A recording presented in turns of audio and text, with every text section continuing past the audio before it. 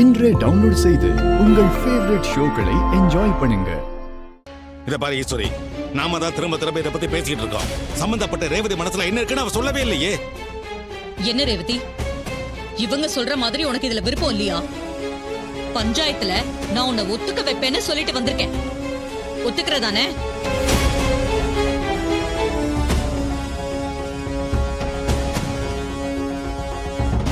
ஒத்துக்கிறேன்.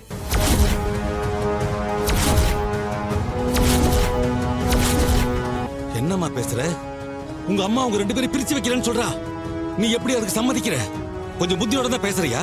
ஆமா, நான் புத்தியோட தான் பேசுறேன். ஒத்துக்கிறேன்.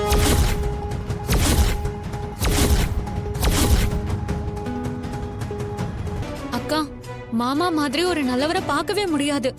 அவரை வேண்டான முடிவெடுக்காத, நல்லா யோசிச்சு ஒரு முடிவெடுக்கும். அவதான் ஒத்துக்கிட்டால, அப்புறம் எதுக்கு நீங்களா கன்ஃபியூஸ் பண்றீங்க? விடுங்க. ரேவதி, நீ நிஜமா தான் சொல்றியா? ஆமா, நான் ஒத்துக்கிறேன். ஆனா ஒரு கண்டிஷன். என்ன கண்டிஷன்? அவர் மேல நீங்க கொடுத்த கம்ப்ளைண்ட்டை வாபஸ் வாங்கணும்.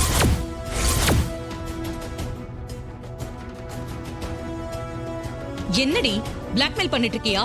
இதை நான் உங்ககிட்ட தானம்மா கத்துக்கிட்டேன்.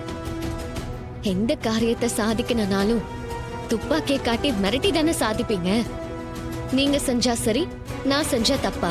இது பாரு, நான் இதுக்கு ஒத்துக்கவே மாட்டேன். அவன் மேல கொடுத்த கம்ப்ளைண்ட்டை வாபஸ் வாங்க மாட்டேன். அப்ப நானும் பஞ்சாயத்துக்கு வந்து சம்மதம் சொல்ல மாட்டேன். என்னை விட்டுருங்க. மாமா, அத்தைய கரெக்டா லாக் பண்ணிட்ட ரேவதி. சகலையை வெளியே கொண்டு வரதான் அப்படி பேசியிருக்கா. நமக்கு தான் அது புரியல. மாப்பிள்ளை வெளியே கொண்டு வரது நல்ல விஷயம் தான் மாப்பிள்ள.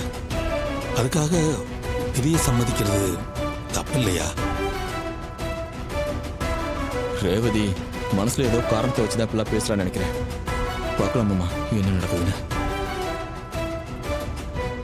அக்கா, கம்ப்ளைண்ட்டை வாபஸ் வாங்குறேன்னு சொல்லு.